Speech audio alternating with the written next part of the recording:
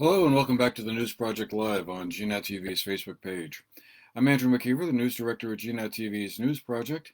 Pleasure to have you with us today on Friday, May the 13th. Um, anyway, we'll start up north in Montpelier today. The legislature adjourned its session last night, Thursday evening. It also closed down its two-year biennium. So it was a busy session for the legislators and the governor and other lawmakers and state officials. Uh, as I said, they've wrapped up an $8.3 billion state budget. Now goes to the governor to see whether or not he'll sign it or not. The budget, as written by the legislators, makes significant investments in Vermont's infrastructure, as well as in some essential human services like mental health care support and in education. Specifically, the budget allocates almost $97 million for broadband upgrades, $215 million on climate action, $104 million on water projects, $90 million for housing, and nearly $138 million for community workforce and economic development programs. Um, The governor and the legislature, as many of you know, had a few points of friction along the way, and there may be more to come. We'll have to wait and see. Um, Basically, one of the big ones was the how to deal with the state's gigantic pension crisis, where Vermont's teachers and state employees were you know, have a pension plan in place, but it's deeply underwater at the moment because of years of underinvestment and underfunding. Uh, and now, with some of the federal money available to help deal with that, they did manage to trim about $2 billion off of that in a one-time investment. And the legislature and the unions came up with a plan that would have their members paying more into it. But the governor vetoed that plan. However, that veto was then overridden, and I think first time ever in Vermont's history, a completely unanimous vote across both chambers in the House and the Senate. So that pension plan is now back on track. But in addition to that, the governor also vetoed a bill that would have established a clean heat standard, as it's called. It was basically the clean heat standard would have established a credit system that would have encouraged Vermont's thermal sector, I guess you could call it, folks who, let's say, are oil distributors, to shift from fossil fuel heating sources to ones that produce fewer emissions. This grows out of the Global Warming Solutions Act passed 2 years ago by the legislature, which created a climate council to come up with a plan to reduce carbon emissions around the state beginning in 2025. Uh, and this clean heat standard was a key ingredient in that. But the governor felt it wasn't really the right way to go. It's worth adding that there were also some environmental groups that had concerns about it since it allowed for biofuels to be considered as positive credits in the plan. But in the end, the governor vetoed the clean heat standard, and that veto was upheld in the state by one vote in the state house.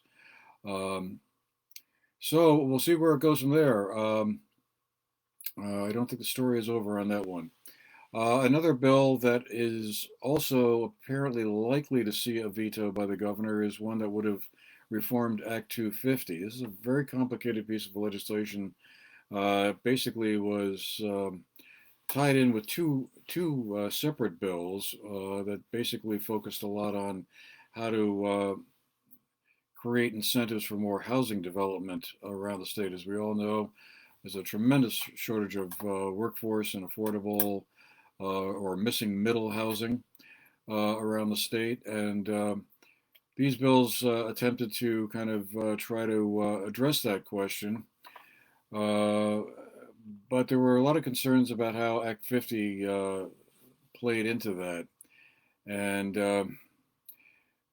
just for an example, after a lot of back and forth between the House and Senate, the provisions would have included a series of land use reforms that would have encouraged more building in densely populated areas. It would have eliminated the need for developers to get water and sewer permits from a municipality and the state. It would have raised the cap of allowed units and projects in densely populated areas from 25 to 50, and also would have forbid municipalities from imposing parking requirements on accessory dwelling units of more than one parking space per bedroom. Um, However, there was some disagreement around that. The governor was mostly concerned about a statewide registry of home improvement contractors that would have been included. He vetoed a previous measure. The legislature scaled back that program, and now contractors must register only if a proposed project on a home exceeds $10,000. However, that was a big deal for the governor, who termed it a poison pill, frequently over the course of the session. And so, again, we'll just have to wait and see what the final verdict is on that. A couple of bills that also didn't make it would have expanded Vermont's bottle redemption program, and also a bill that would have reformed policing in the state, the so-called qualified immunity was ultimately watered down to just authorizing a study. Let's see. There's a bunch of stuff here. The lawmakers also approved a $40 million tax cut, which will cover a $32 million child tax credit. That bill did not include a full income tax exemption for military pensions, which was also on the governor's wish list. Well, I guess that about is the quick summing up of it. We will definitely be exploring this a little more carefully. Again, a lot of action in the last week of the session. A lot of big numbers bouncing around there. We'll definitely have a look at that Act 250 and housing bill, because that got extremely complicated, and like I said, kind of portions of sections that were in one bill got moved over into another and then back again. The governance of Act 250 was also another issue. It would have changed how the act was administered, and would have sent things not through solely through the environmental court, which has been on the receiving end of a lot of criticism as just being one of those ways that things got slowed down. So we'll see. Housing remains a big problem. It is a big topic around the state, and we're going to be hearing, I think, a lot about it in coming months as to how incentives can be put in place to simulate more housing development. But moving on from that, from now, we'll have a quick look at some of the more political aspects of all of this. A lot of offices this year are going to be up for grabs, with incumbents stepping down. We've heard, of course, for a while about the congressional seat being vacated by current Congressman Peter Welch, who wants to run for the Senate. That seat being vacated by long-term incumbent Senator Patrick Leahy. Lieutenant governor's race is also heating up. Many candidates, particularly in the Democrat primary, are putting their throwing their hats in the ring on that one, and also a couple of Republican candidates have announced as well. But this week we heard that Mike Pichek, who had been the commissioner of the state's Department of Financial Regulation, was going to be stepping down. And then the state secretary, Beth Pierce, announced that she was going to be also stepping down. Mike Pichek then announced that he was going to be running for the post of state treasurer, which of course is an elected position. He will be running as a Democrat. T.J. Donovan, the current incumbent attorney general of the state, is announced that he is also going to step down after the end of his term. And his assistant, Charity Clark, is apparently seriously considering running for that post. There is also another candidate already who was already announced. That would be Washington County's State's Attorney Rory Thibault. He's also a Democrat. Um, and there's a few others as well. We already know a little bit about the Secretary of State's office.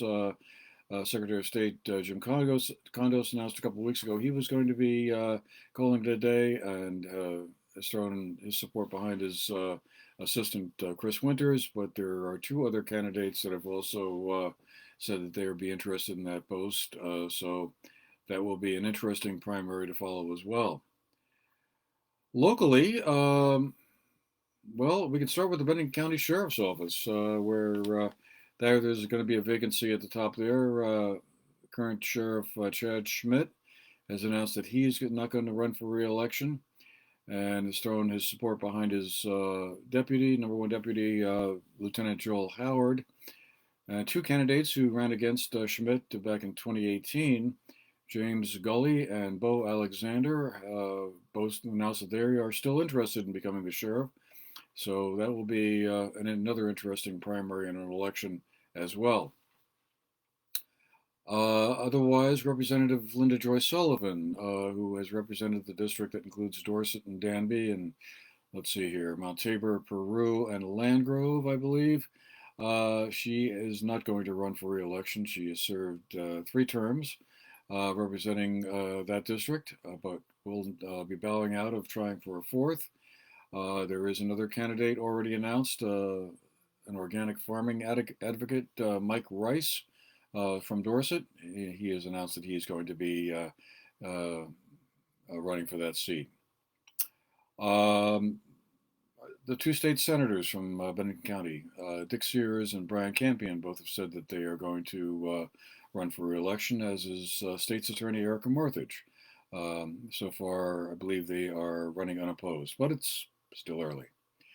Over on the House side, incumbents Kathleen James and Seth Bongartz are running again in the Bennington 4 district. That's the one that includes Manchester, Arlington, Sandgate, and part of Sunderland.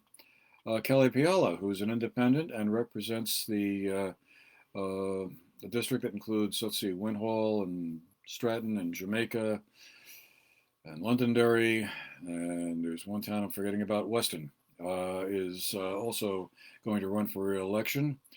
Laura Sibilia is a representative, an independent who currently represents Westover. She's considering apparently a run for the state senate.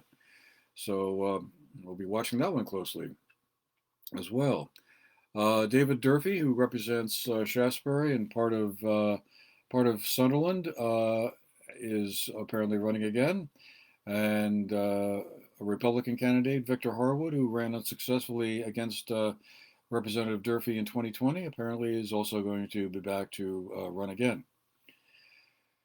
Oh, a lot to cover there, a lot to absorb, and we'll be continuing our series of conversations with the political candidates as fast as we can. We had an interesting discussion earlier this week with Shanae Chase Clifford, who is one of the 5 Democrats who's running for the congressional seat being vacated by Peter Welch next week. We're looking forward to having an interview with State Senator Keisha Hensdale, and as best as we can, line up other conversations with the candidates, the lieutenant governor seat, the governor's seat, if there is anyone comes along who wants to run for it. As of now, Governor Phil Scott has not announced that he's going to run for re-election, although it would be quite a surprise if he didn't.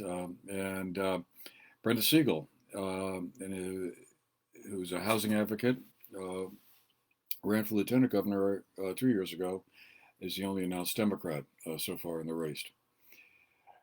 Just quickly to look at some of the local events that have been going on. In Manchester, legal cannabis cultivation, manufacturing, and sales are now basically at the final sort of seal of approval from the Manchester Select Board on Tuesday night. They approved the plan drawn up by the town's planning commission. Cannabis sales will be allowed in certain parts of the of the mixed use and retail sections of town, mainly along Depot Street and in the Main Street downtown area. So that will be now in place, I guess. Pretty much, the door is now open for folks who want to get into that line of business to proceed and file out their applications and seek their permits. Um, Also, on Wednesday, we were up in East Dorset at the Wilson House, where there was a women's conference organized by the Southwestern Vermont Chamber of Commerce to honor distinguished ladies across the county who are engaged in important roles in area businesses and nonprofits. We'll have a segment on that coming up next week. And we should note in passing that Susan Plaisance, director an ad director for the Manchester Journal and Bennington Banner, was received one of the awards as one of the Women of the Year. So congratulations, Susan. Turning to our COVID count, we have announced, the Department of Health has announced today that there are 403 new cases statewide that they know of, 69 folks in the hospital, 13 of them in an ICU. Bennington County had 42 of those new cases. 42 of the 403 are from Bennington County. 359 cases over the past 2 weeks. Over in Windham County, there were 20 new cases, 262 of the past 2 weeks, and obviously a big uptick from what we were seeing only a couple of months ago. The total deaths remained at 648. That's what they were yesterday. Just by way of comparison, on Thursday, May 12th, the Department of Health reported 587 new cases with 52 people in the hospital and 7 in the ICU. So while the total number of cases from day to day declined, more people in the hospital and more in the ICU. So and on a related note to that, the COVID-19 dashboard that the Department of Health has been posting on its website, and from which we've been able to gather a lot of this information for this report, will be phased out on May 18th, and they will be replacing that with a new COVID-19 surveillance report, as they're referring to it, and that will refer to a more weekly set of numbers to replace the daily COVID-19 dashboard. And just to finish, a couple of other little program notes. We were up at the Southern Vermont Economic Conference in Dover at Mount Snow yesterday, and we'll be filing a report on that as soon as possible next week.